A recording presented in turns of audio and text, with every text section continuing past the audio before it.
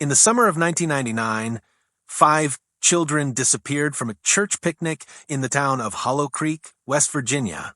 No suspects, no remains, not a single trace. For 20 years, the town kept its silence until the creek ran dry for the first time in half a century, and something finally surfaced. What began as an investigation into a forgotten cold case soon uncovered a ritual older than the town itself, and a secret that refuses to stay buried. Subscribe for more true crime investigations and the secrets that time forgot. The first time Erin Walsh saw Hollow Creek, it reminded her of a photograph faded by too much sun. The Appalachian hills leaned close together, and the trees seemed to whisper above the narrow road that wound between them. It was a town that kept its secrets deep, buried in the shale, the church walls, and the long, cold water of the creek itself. The official records said 5 children had vanished from a church picnic on a humid August afternoon in 1999. They'd been playing near the old iron bridge, less than a mile from the churchyard. Dozens of people saw them that day. None saw them leave. The search party scoured miles of forest, draining ponds, tearing apart barns. Nothing. It became a ghost story that grew teeth with every retelling. Erin remembered the case vividly. She'd been 12 when it happened, old enough to feel the fear bleeding through the TV news coverage. Her father, a police sergeant, had worked the search that summer and came home smelling of river mud and failure. When he died in 2019, Erin found the Hollow Creek file among his things. Yellowed maps, half-torn photos, and one note in his handwriting. They knew. She didn't know who they were, but she knew one thing. He hadn't meant strangers. So, when True South magazine green lit her proposal to revisit long, cold Appalachian disappearances, Hollow Creek was first on her list. She drove in on a wet March morning 20 years and 2 months after the 5th child vanished. The town hadn't changed much. Same gas station, same diner, same boarded-up storefronts, the same church steeple stabbing at the gray sky. The locals said the creek had run dry that winter for the first time in 50 years. The old bridge stood exposed above a cracked bed-off stone and weeds. And beneath it, someone had found bones. The call came from Sheriff Miles Denton. "We can't confirm anything yet," he said, voice brittle over the line, "but you might want to see this." Erin's hand tightened around her pen. Human. A pause, then looks that way. Outside, the rain began again, tapping like fingers against her windshield. Erin parked her rental car at the edge of the bridge, the tires crunching over gravel. The sky hung low, the color of dirty tin, and the smell of wet earth filled the air. Sheriff Denton waited near the yellow tape, his hands buried deep in his jacket pockets. He was in his 50s, broad-shouldered, and carried the kind of weariness that comes from years of seeing the same faces and the same mistakes. "Dr. Walsh," he greeted, tipping his hat. "Didn't expect you this fast." "Your call said you found bones," Erin replied, flashing her press badge. "I don't usually take chances with rumors." Denton nodded toward the creek bed. "Come see for yourself." The bed lay exposed like the inside of a wound. The drought had stripped away the last trickle of water, leaving the bones of the land bare. Asmal team from the state crime lab crouched near the base of the bridge, brushing dirt away from something pale and fragile, half buried in clay. Erin crouched beside them, squinting. They weren't complete remains, just a small radius and part of a jaw. But even half, hidden in mud, there was no mistaking their shape. "Children?" she asked quietly. The lead technician glanced up. "We can't say yet. They're small, but the creek could have worn them down." Erin felt a chill crawl up her spine. The sound of the wind whistled through the bridge's iron ribs like a whisper carried from the past. Denton folded his arms. "We'll send it to Charleston for analysis, but if it's one of the Hollow Creek 5, he trailed off, letting the thought hang. "People here don't like old ghosts being stirred. They've had 20 years to make peace," Erin said. He gave her a look. "People don't make peace, Dr. Walsh. They build walls." That evening, Erin checked into the Hollow Creek motor in a squat building with flickering neon and floral curtains that smelled of mildew. She spent hours reviewing the case files she'd copied from her father's box. 5 missing children, ages 8 to 11. The names came back like a forgotten hymn. Molly Keene, 10. Eli and Grace Parker. Twins, 8. Benji Holt. 9. Tessa Rayner. 11. All vanished on August 14th, 1999, that the police had interviewed everyone at the picnic, including parents, teachers, and Pastor Rayner, Tessa's father. He'd been leading the afternoon prayer when the children disappeared. No witnesses, no screams, no tracks, just an empty patch of woods behind the church and 5 bicycles left leaning against a fence. Erin flipped through the reports again and found something odd. Her father had circled one name 3 times in red ink. Samuel Keene, Molly's older brother, age 14 at the time. In the margin, her father had written, "He saw something, won't say what." She closed the file slowly. The motel sold air conditioner rattled like distant thunder. Tomorrow she would find Samuel Keene.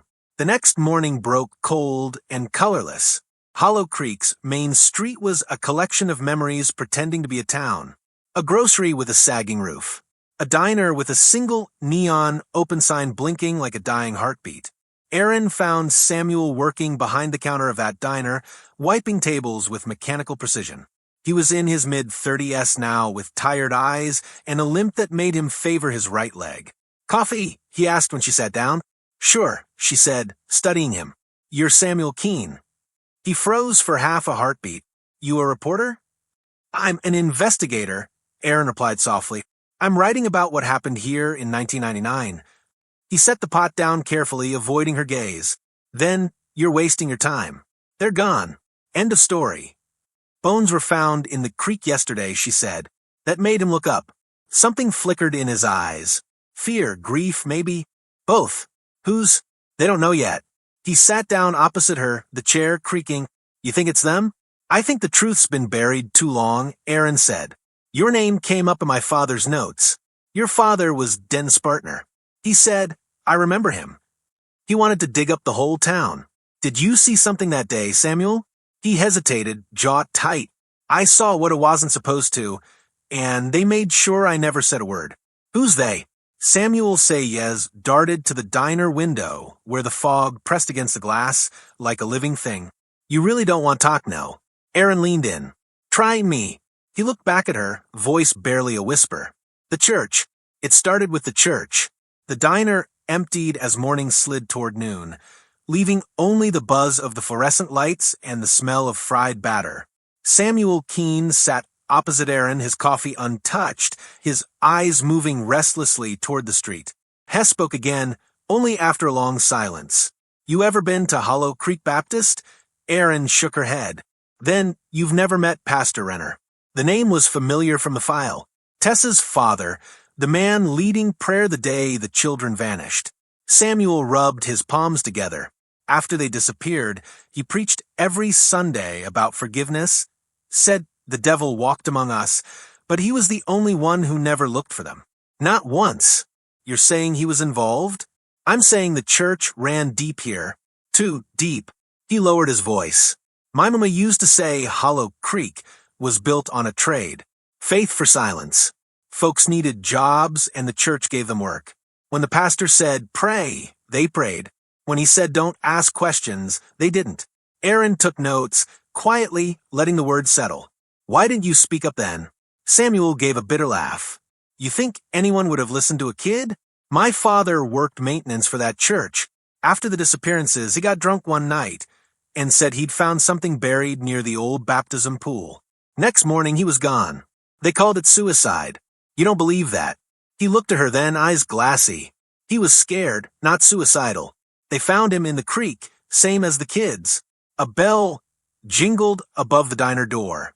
An elderly woman stepped in for coffee, and Samuel fell silent, jaw tightening. When she left, he stood, if you're going up there, be careful. Pastor Renner's dead, but his son's still around. Took over the congregation, what's his name? Daniel Renner. Folks call him Reverend now. Where can I find him? Samuel hesitated.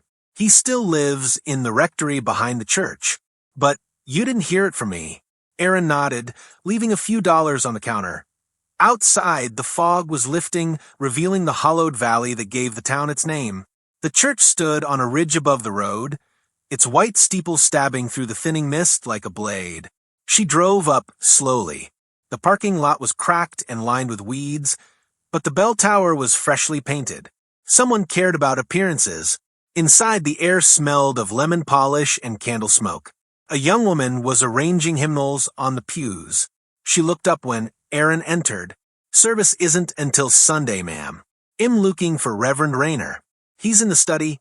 Aaron followed her gaze to a half-open door near the pulpit. She knocked softly. A man's voice answered calm and measured. "Come in." Reverend Daniel Renner was younger than she expected.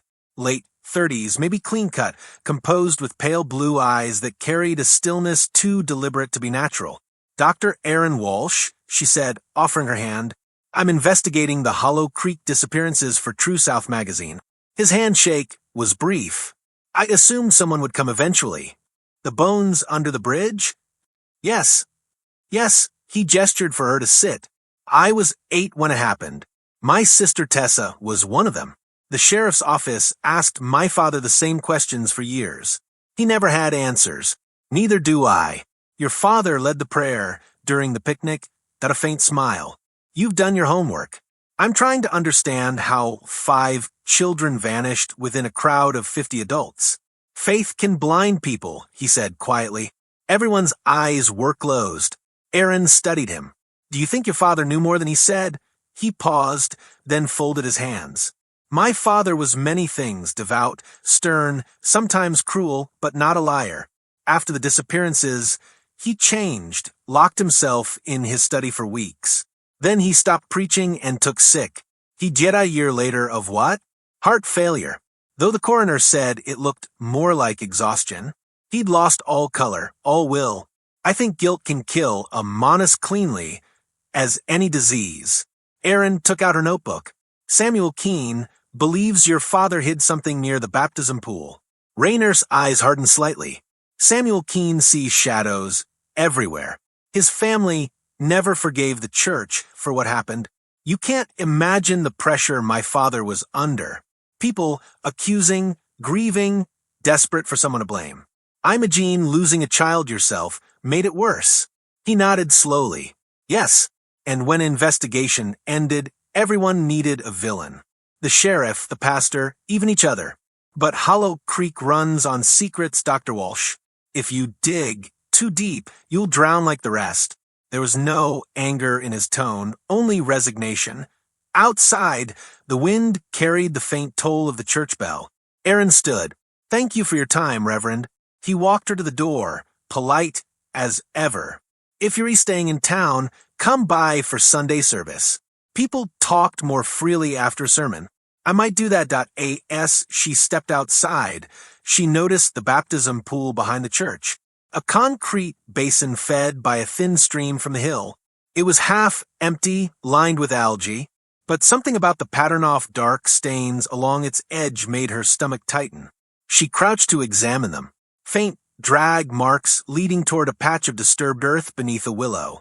The sound of gravel crunched behind her. She turned. The young woman from inside the church stood at the edge off the path, her hands clasped. "You shouldn't be back here," she said softly. "I'm just looking," Aaron replied. "I'm with I know who you are." The woman's voice trembled. "If you value your life, don't trust him. Reverend Rayner." The woman nodded once, her eyes glistening. "He's not his father's ghost. He's worse." Before Aaron could respond, the woman turned and hurried away toward the rectory, disappearing through the fog. Aaron remained kneeling by the pool, her pulse quickening. Somewhere beneath the surface of this town lay a truth that refused to stay buried. And now the ground was starting to shift. The first drops of rain began to fall again, dotting the muddy earth like fingerprints. That night, Hollow Creek was quiet in the way only small towns could be. Silence like a lid screwed tight over something that wanted to scream. Rain drifted in thin veils across the churchyard as Aaron parked beneath the slope, her headlights off. The only light came from the wrecker's kitchen window, where a single bulb glowed a faint amber against the dark. She pulled her coat tighter and made her way up the hill toward the baptism pool. The willow tree shivered under the drizzle, its branches trailing along the water's edge. The disturbed patch off ground she'd seen earlier was still there, slick with mud. She crouched and brushed away a layer of wet leaves. The earth gave under her fingers, soft, newly turned. Her heart picked up. She turned on her phone's flashlight and aimed it at the soil. A scrap of fabric protruded from the dirt. A faded piece-off floral cotton worn thin, but unmistakably patterned like a child's dress. Erin froze. She remembered the case photos. Tessa Rayner's pink floral dress. She swallowed hard and started her recorder. "This is Dr. Erin Walsh," she whispered. "March 11th, 2020. Potential evidence site behind Hollow Creek Baptist Church." The beam of her flashlight caught movement. A figure at the edge of the trees. She turned sharply. "Who's there?" "No answer, just the sound of branches dripping." She waited, pulse hammering, then back toward the path. The figure didn't follow. After a moment, she slipped her phone back into her pocket and snapped a few photos of the site before heading down toward her car. Her shoes slid on the slick hill, and she reached the gravel drive, breath quick and shallow. The mist had thickened, muting every sound except the rhythmic tap of rain. She opened the driver's door and froze again. A folded paper was tucked under her windshield wiper. She unfolded it carefully under the beam of her phone. One sentence written in neat black ink. "You can't save what's already been baptized." She looked around the parking lot, empty. The road stretched dark in both directions. Erin climbed into the car, locked the doors, and sat there trembling for a full minute before starting the engine. The next morning, the motel room felt colder than before. Her notebook lay open on the desk beside the coffee pot, filled with scrolled notes from the night. The fabric scrap, sealed in a plastic evidence bag, sat beside it. She stared at it while sipping coffee gone bitter from reheating. Whoever had left that note had known she'd go up there, known what'd find. She called Sheriff Denton. He arrived 20 minutes later, hat pulled low, eyes wary. "You should have told me before going up there," he said, examining the evidence bag through the plastic. "I wasn't expecting to find anything," she said. "It looked freshly dug." He frowned. "If this is from one of the victims, we'll need to reopen the case officially. You realize what that means?" "Backlash," Erin said. "From the town, from the church, from everyone," he exhaled. "People here got used to their ghosts staying quiet." "I didn't come here to let them sleep," she said. Denton gave her a long look, then nodded. "I'll take this to the lab. Don't go back there alone again." When he left, the motel room felt smaller. She sat by the window, watching rain drip from the overhang. Across the parking lot, the curtains of the room opposite hers shifted slightly. Someone was watching. Erin turned off her lamp and moved away from the window, heart thutching. A shape, maybe a man, stood faintly silhouetted behind those curtains for several seconds before the fabric fell still. She waited another minute, then grabbed her bag and recorder. She needed air and answers. She drove to the far edge of town where the old Hollow Creek Cemetery crouched against the hillside. According to the files, it was the oldest site in the county, dating back to the 1800s. The missing children's names weren't there, but the Rayner family plot was. She parked under a dripping oak and walked between rows of leaning stones until she found it. A tall cross flanked by smaller headstones. Pastor Nathaniel Renner, 1951 to 2000. Beside it, Tessa Renner, 1988 to 1999. Missing. Someone had carved the word found into the marble beneath Tessa's name. The edges of the carving were fresh, the grooves still white from exposed stone. Erin's throat went dry. Behind her, footsteps on wet leaves. She turned quickly. The young woman from the church stood a few paces away, hood pulled over her head, eyes darting. "I didn't mean to scare you," the woman whispered. "You didn't," Erin lied. "I was hoping to find you." The woman hesitated. "My name's Leah. I clean the church. Why warn me about Reverend Rayner?" Leah bit her lip. "Because I've seen what he does when people ask the wrong questions." "What do you mean?" She glanced over her shoulder toward the trees. "He has gatherings late at night. Says it's prayer, but it's not. They go down to the creek. They light candles and sing without words. Who's they? Old families mostly. The same ones who lost someone back then. They say it's to keep the lost children's souls at peace. But I've heard things, Dr. Walsh. Voices under a bridge and sometimes screaming." The rain intensified, whispering through grass. Erin's recorder blinked red in her pocket. Why stay if you're afraid? Leia's eyes filled with tears. Because leaving doesn't help. The ones who leave, something always brings them back. Thunder rumbled over the hills. Erin took a cautious step closer. Leia, do you know who left this? She held out the folded note. Leia stared at it for a long time. That's his handwriting, she whispered. Reverend Rayner's. He keeps a journal.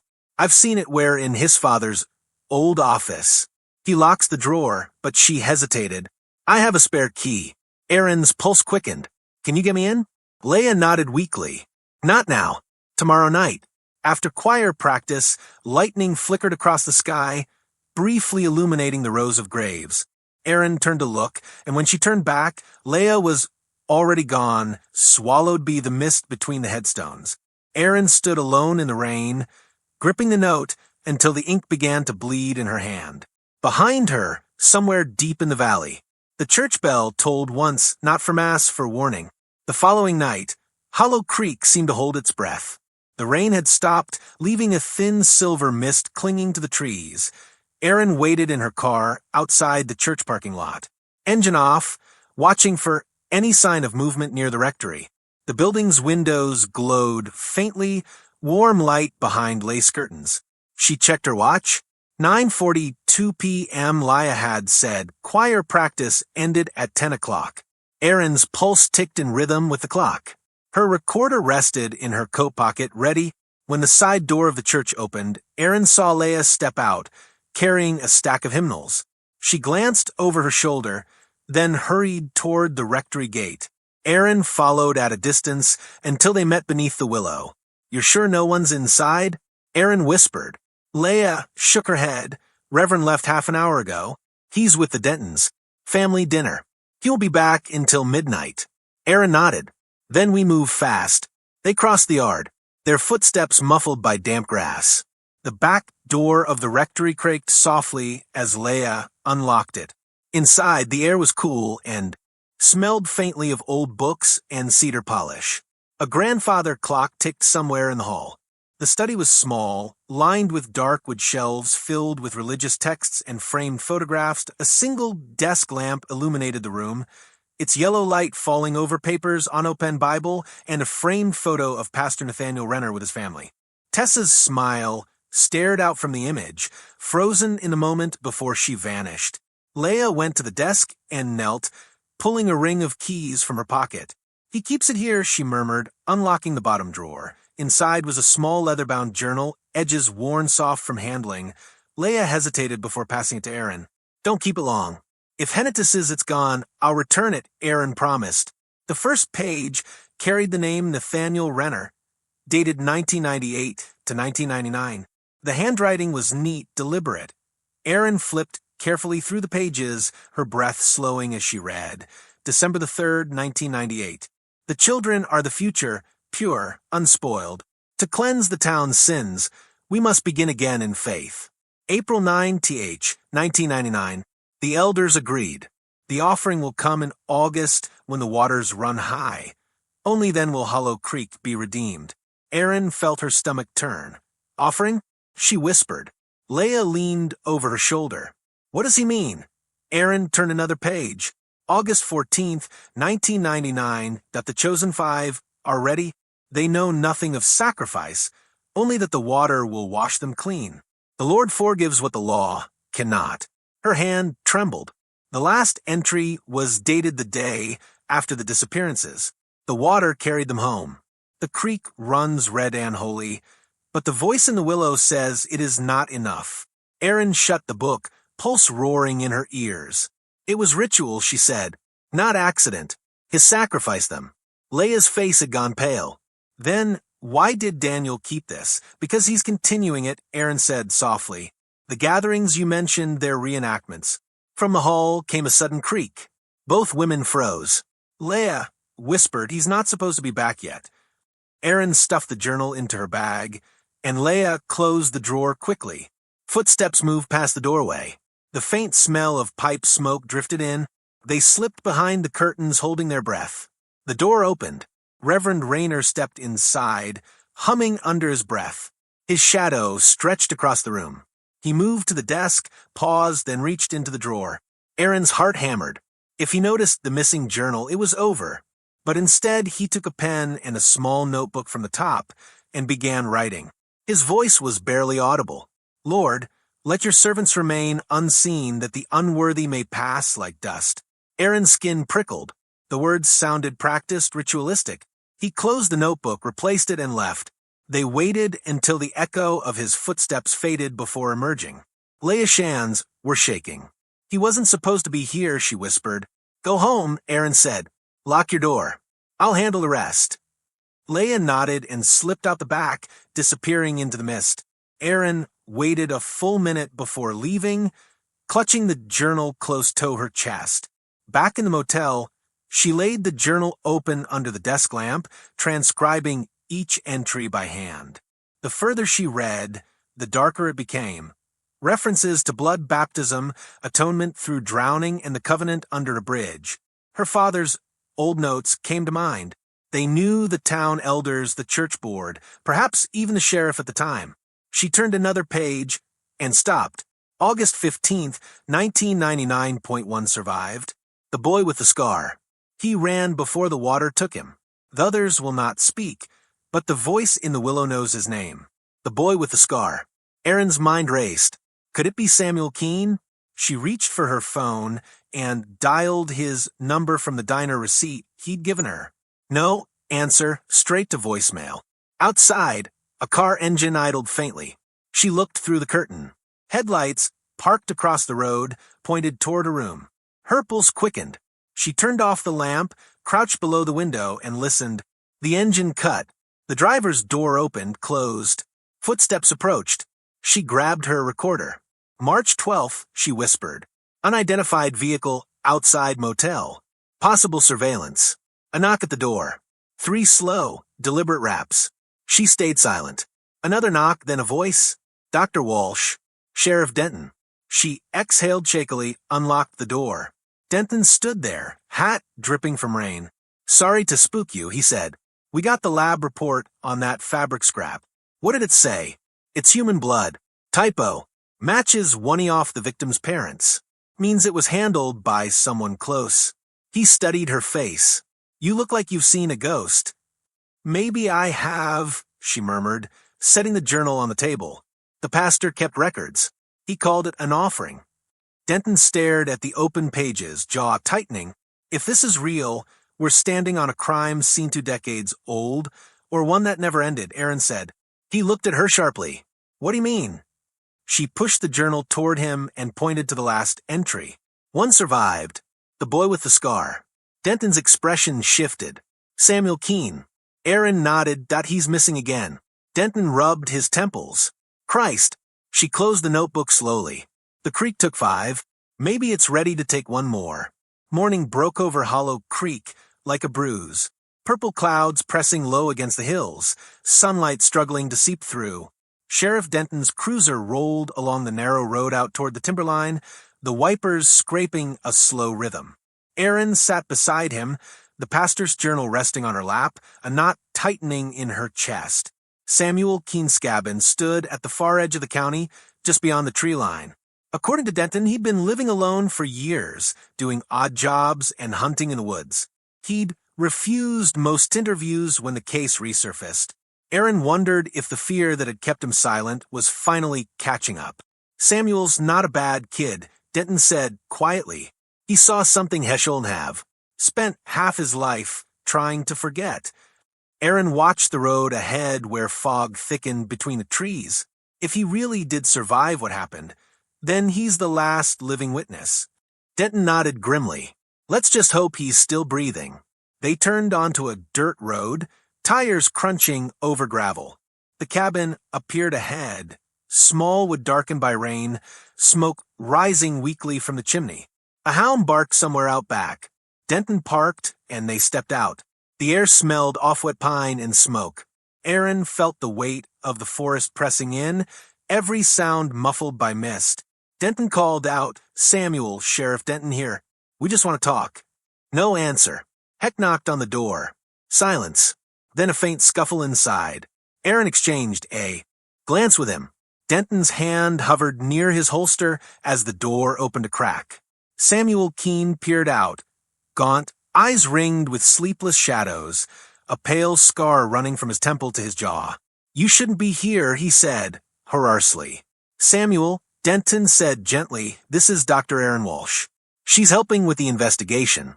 Samuel's gaze flicked to her, then towed the journal in her hand. His face went white. "You found it. You knew about this?" Erin asked softly. "I told him to burn it." Samuel whispered, but he said the words were sacred. His voice shook. "You shouldn't have read them." Trieto closed the door, but Denton pressed his palm against it. "Sam, we need talk know what happened that night." The man stared past them into the trees. "It wasn't night," he said finally. "It was morning." The creek was red from rain. They said it was holy water. Erin stepped closer. "The offering. You were one of the 5. Samuel nodded, eyes distant.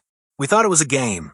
Reverend Renner said we were special, that God had chosen us to wash away sin. They took us to the creek. We were supposed to hold hands and pray, but then the singing started." His voice cracked. "It wasn't church music. It was something else." "What happened to the others?" Erin asked. Samuel swallowed. "They went into the water. The current took them. I slipped and hit a rock. That's how I got the scar. When I woke up, it was night again. They were gone. All of them." And Pastor Renner was standing on the bank with his hands covered in mud. Denton's jaw tightened. "Did you tell anyone?" "Itreed," Samuel said, his voice trembling. "My parents didn't believe me. They said I was confused that the pastor was a good man. After the funerals, empty coffins, they sent me to live with my uncle." He gave a bitter laugh. "Yotsant fight the church in Hollow Creek." Erin opened the journal and turned it toward him. "This last entry, one survived the boy with the scar. Was it written about you?" He nodded slowly. "He came to me years later. Said the offering had failed because I lived. Said the creek wanted balance. Medem promised never to talk, or it would come for me, too." Erin's stomach turned.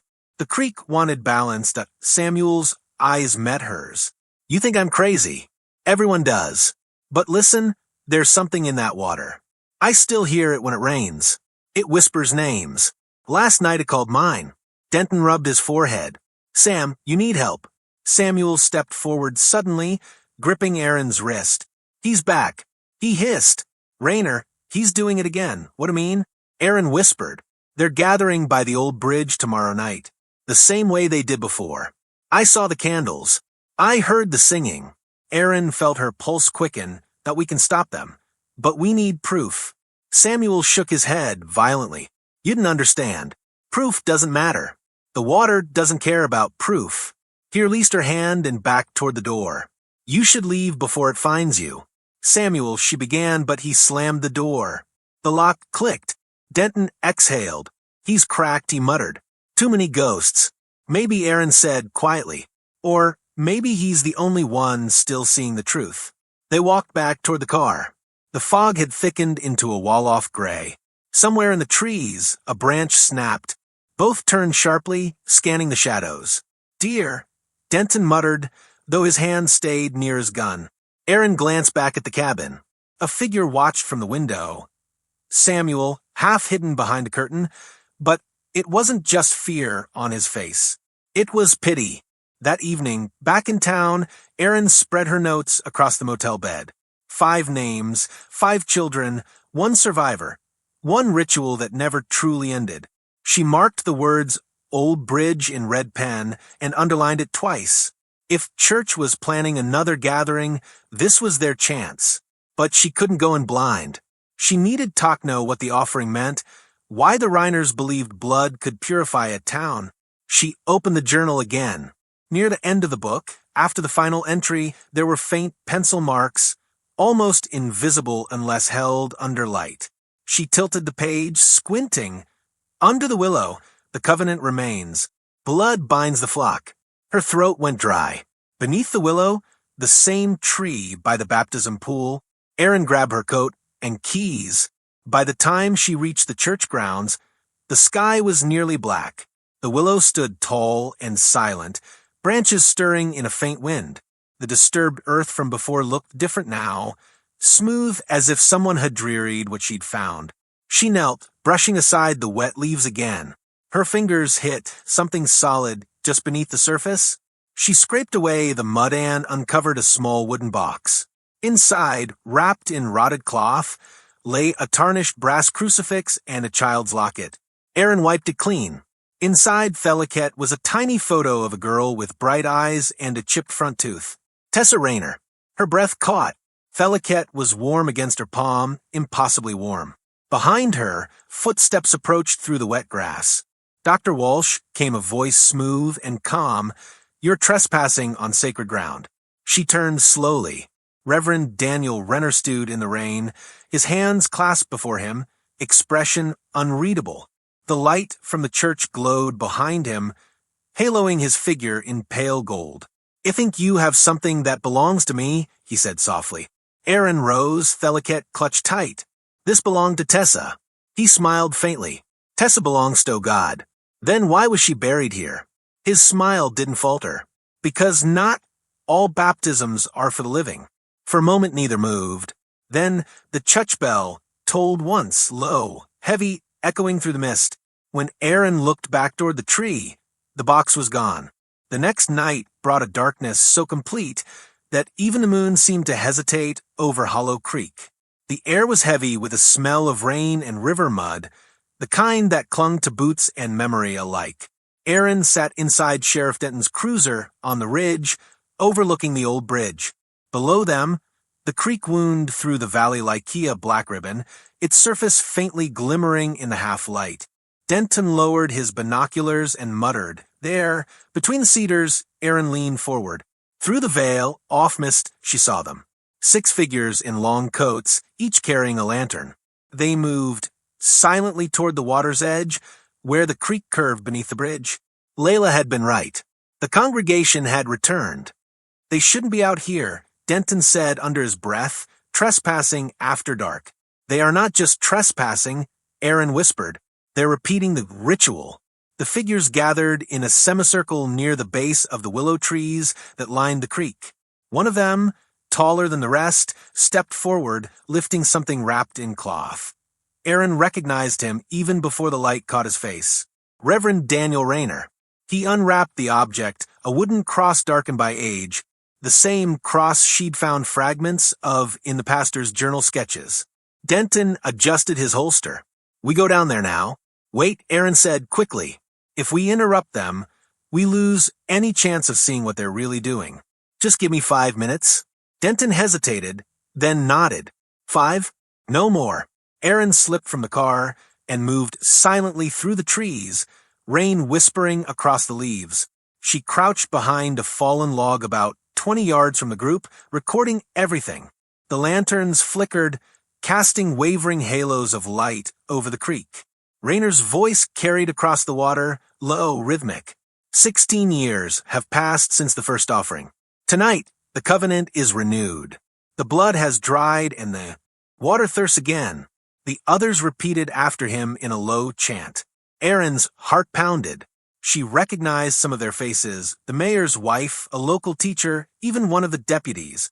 Rayner continued, The lost have returned to the soil, but one was spared, and through him the sin endures. He raised a hand toward the darkness of the woods, and then another figure stepped into the lantern light. Samuel Keene. Aaron's breath caught. His face was blank, almost serene, eyes reflecting the flame. He walked toward Rayner slowly, as if pulled by something unseen. No, Aaron whispered, rising slightly. Rear placed a hand on Samuel's shoulder. The scarred one brings the balance. Through his surrender, the waters will rest. Samuel knelt. Rayner drew a small silver blade from his coat. The others began humming, a deep, wordless sound that made Aaron's skin crawl. She took a step forward, heart hammering. Stop, she called out before she could stop herself. Step away from him. Every head turned.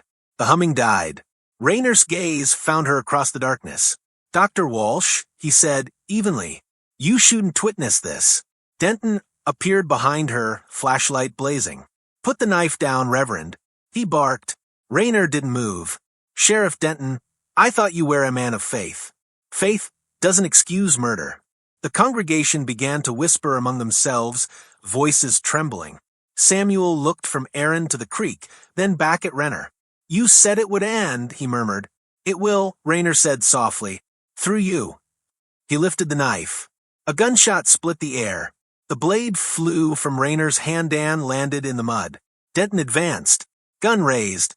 Everyone down, but Renner didn't flinch. His eyes flicked toward the creek, and for the first time, Aaron saw fear cross his face. The water was moving fast. It churned violently as though stirred from beneath. The lantern flames wavered, shadows bending across the bank.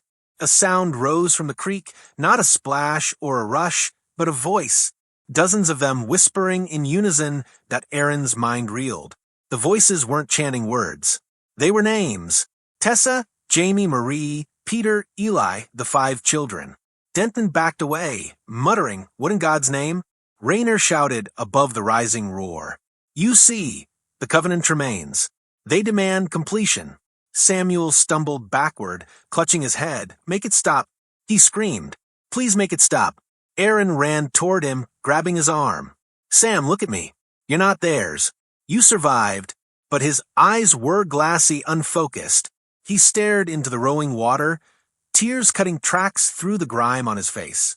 "They're calling me home." A sudden flash of lightning illuminated the creek, and for a heartbeat, Aaron saw them.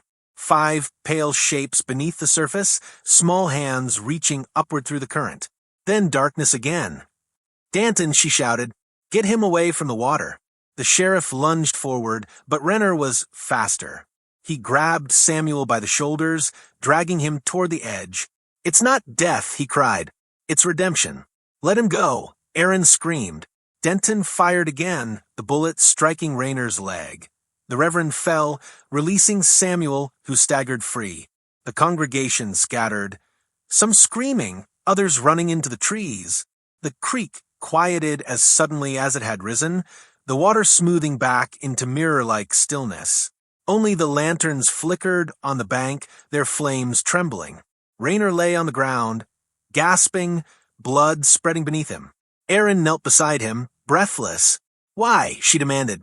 "Why the children?" His eyes fluttered open, calm despite the pain.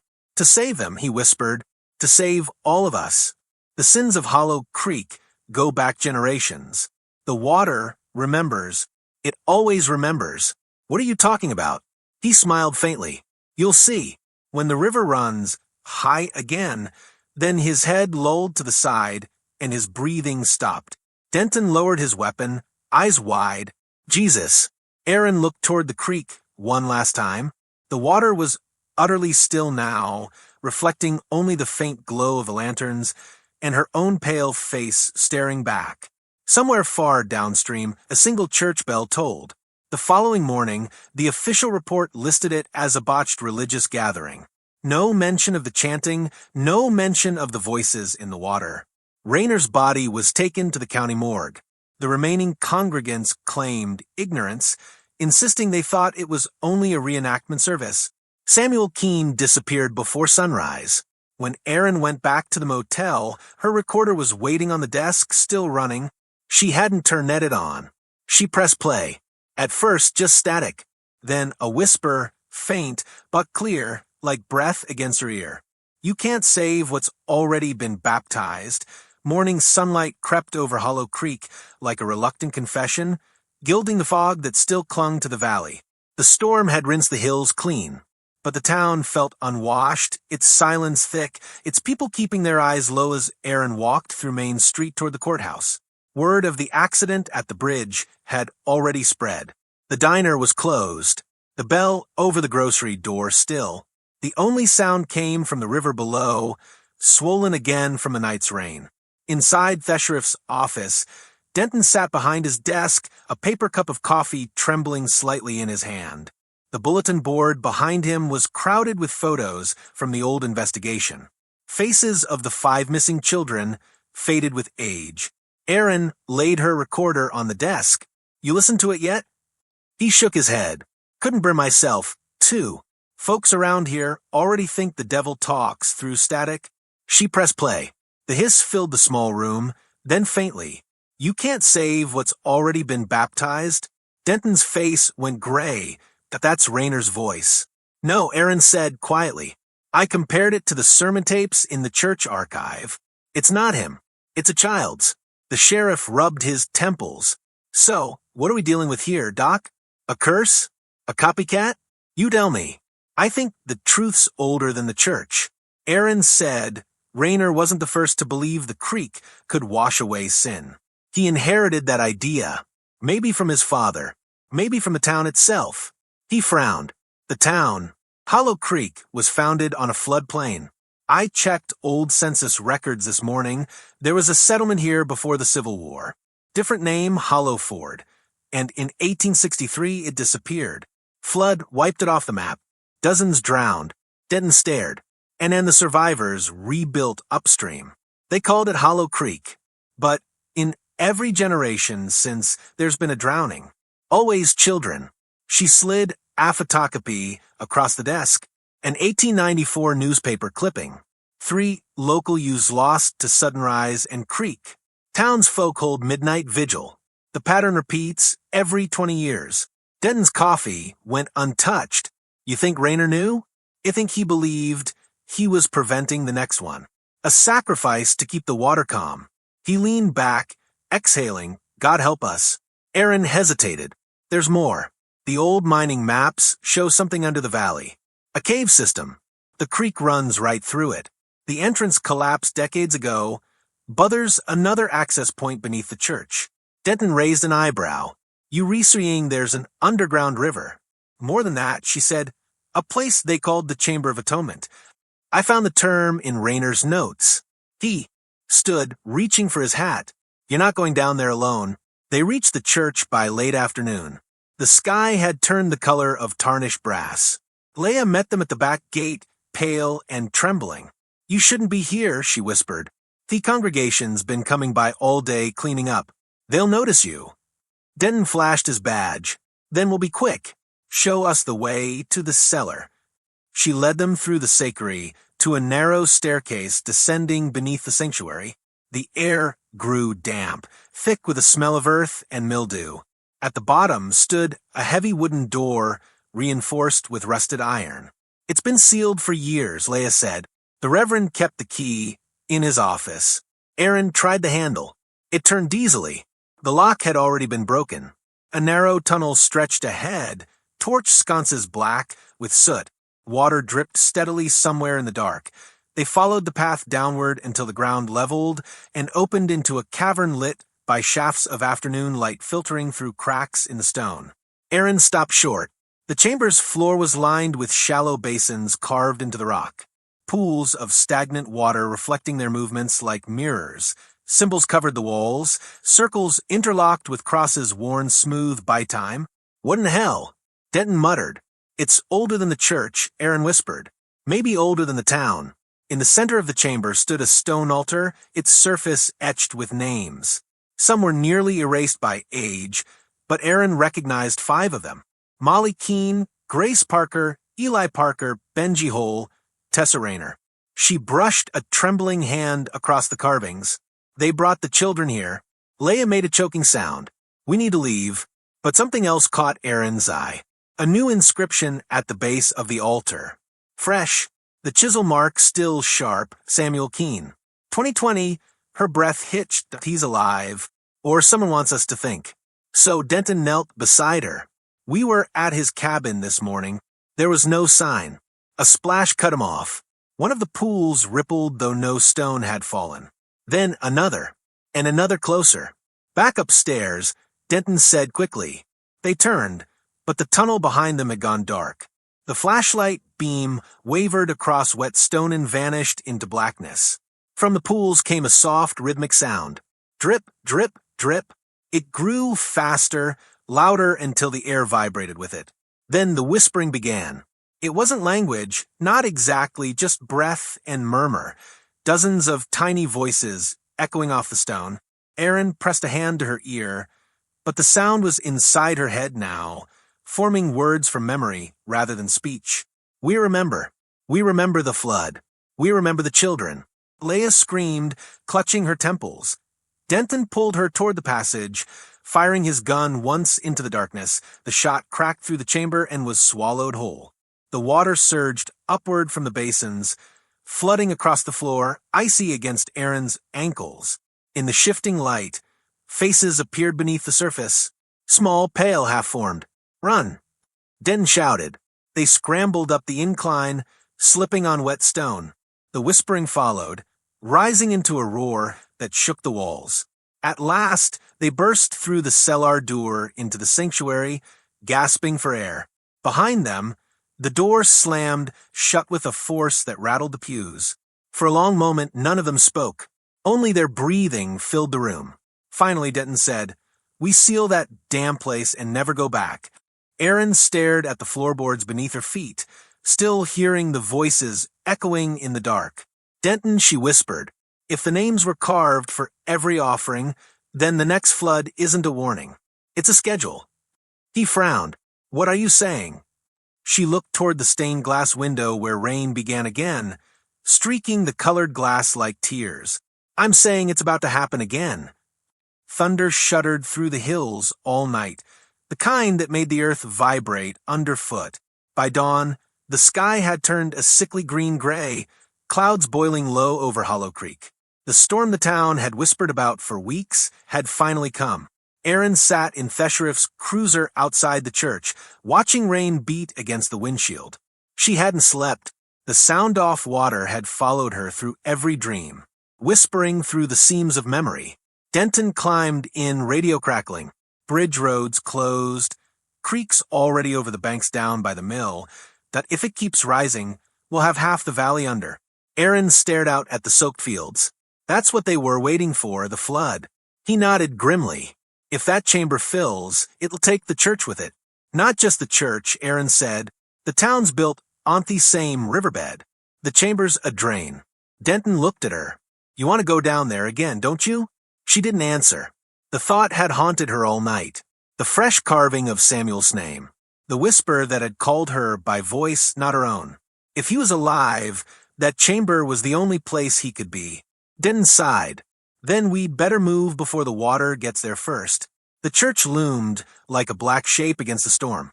Wind tore through the trees, bending the willow beside the baptism pool until its branches swept the flooded ground. The cellar door stood half open, water spilling up the steps like a slow, breathing lung. They waded down, flashlight slicing through the dark. The tunnel walls wept rainwater. The air tasted of iron and rot. When they reached the chamber, it was half submerged.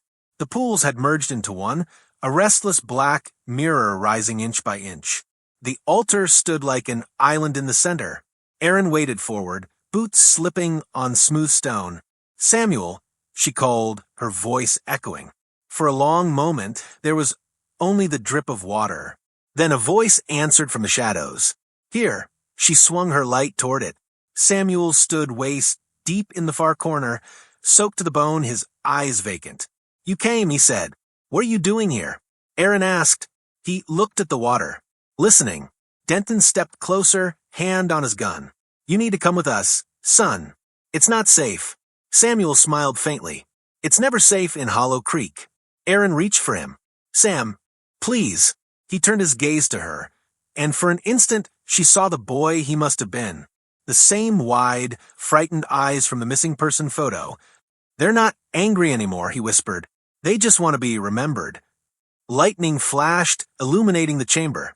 For a heartbeat, Aaron saw shapes beneath the rising water, small forms drifting upward like pale ribbons, the 5 children hands lean. The thunderclap that followed shook dust from the ceiling. Water surged another foot. "Time to go," Denton shouted. But Samuel didn't move. "If I leave, it starts again. Someone has to stay." Aaron splashed toward him, grabbing his sleeve. "You survived for a reason. Don't throw that away." He shook his head. "Ewa's spared to open a gate. You were sent to close it." Before she could speak, the floor trembled. A fissure split the altar from end to end. A column of water burst through, violent and cold, knocking her backward. The flashlight flew from her hand, spinning across the current. Denton caught her arm, dragging her toward the stairs. "Move." Samuel remained where he was, chest deep now, face calm. Tell them, he called. Tell them the river keeps its promises. Then the torrent swallowed him. Aaron screamed his name, but the roar drowned everything. Denton pulled her up the steps as water surged behind them. They burst through the cellar door, just as the current exploded from below, lifting pews like driftwood. Outside, the ground had become a river. The baptism pool overflowed, the willow bending low as if in mourning. They stumbled through the rain toward higher ground. Behind them, the church groaned, its steeple cracked, timbers snapping like bones. The bell tolled once, then the roof collapsed in a wave of spray and thunder. For a moment, the sound of rushing water filled the valley. Then, as suddenly as it had begun, the rain eased. Hours later, dawn broke through thinning clouds. Emergency crews swarmed what was left of the church, now half buried in mud and debris. Denton stood near the edge of the crater, soaked and exhausted. Aaron joined him, blanket draped around her shoulders. They'll call it a flash flood, he said. Nobody will mention what was under there.